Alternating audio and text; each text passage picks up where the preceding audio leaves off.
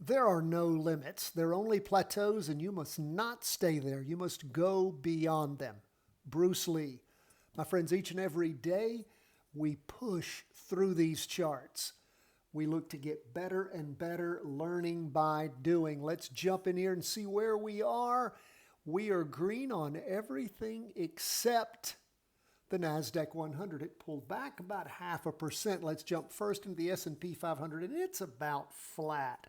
It was up at the end of the day 0.01%.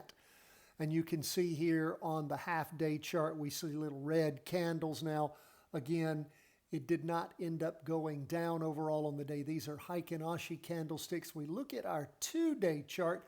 This first day of the latest two-day candle, it's a very tiny little candle. Of course, for the week, we're higher than the prior week.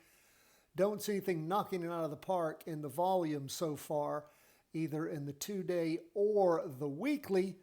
Again, we'll see if we reach average volume by the end of the day on Wednesday to get us up to average volume on the two-day. We can see okay volume in the morning and then pulling back a little bit in the afternoon volume-wise. And like we said, pretty much flat. Now, we can't say that about the NASDAQ 100. It moved back 0.52%. See where it had a big lag in the morning and looks like it didn't go down as much in the afternoon. Decent volume both morning and afternoon. Again, not a whole lot to show for volume on the two-day. And of course, starting the week off, we have reached a higher high. That happened on Monday. And again, just sort of pulling back a little bit on Tuesday. We'll see as the week continues to progress. On both the S&P and the NASDAQ, the S&P, we are more bullish than the NASDAQ. Backtest accuracy is okay. Of course, our trade execution summary grid gives you the directional probability in percentages, entry point, exit point, expected move in dollars, and the backtest accuracy. We post the prior days at the end of each day, and I'll do that at the Patreon page. I also put it in the show notes. If you're not a subscriber at chartingwealth.com, you're not going to have that. So go ahead and sign up at chartingwealth.com for free. You'll get that email every day. That always includes a great training for you. We'd love to hear from you. CW at chartingwealth.com, and Patreon members, thank you so much for your support underwriting the cost of the channel. Now let's look at where we are on 20-year U.S. government bonds. They were up again today. They were up yesterday, and today they managed to push through the weekly trend line on the half-day chart, sitting right there, just pushing above it on the two-day, sitting right there below it on the weekly. Not a lot of volume so far this week, but we're only 2 days in. Not a lot on that on the two-day chart, which is half drawn. And we can see that it was about average volume in the morning, fell off a little bit in the afternoon. So have we reached an interim low, and are we going to rotate around and move up strongly? Don't know. We are still a little bearish on the 20-year U.S. government bond ETF, so we'll keep an eye on things. If we can get up to average volume, have a nice green spinning top at some point on this turnaround, it'd be nice to see things swing over and go long on bonds and hopefully get some more directional probability in one direction or another, perhaps up. That is where we are on bonds. Let's take a look at gold. We have been bullish on gold for a while. It's been our most bullish play so far, and it does not disappoint. Gold up today again, another percent.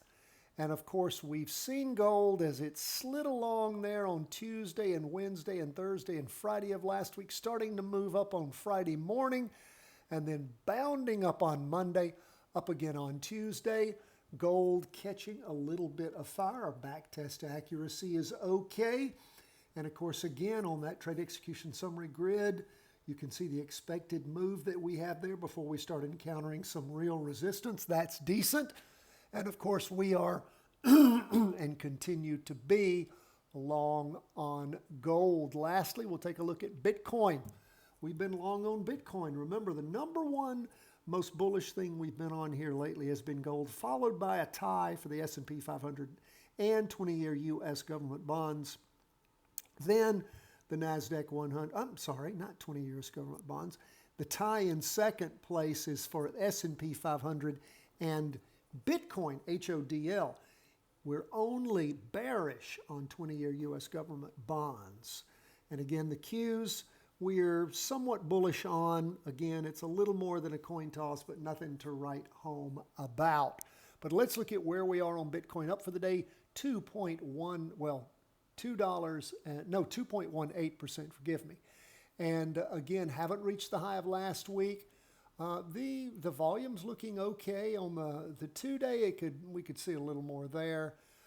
As we look at the half day, we can see that we're about average for the day. Again, things had popped up super strong back on Monday, the 14th of July. Then we had a down day there on Tuesday, the 15th, and sort of sliding along, dropping over some on Monday, but again, catching fire on Tuesday. And we'll see if this will continue. We haven't hit a higher high on the weekly chart, but our volume not looking too bad. We'll see how this week continues to play out as we move along on HODL.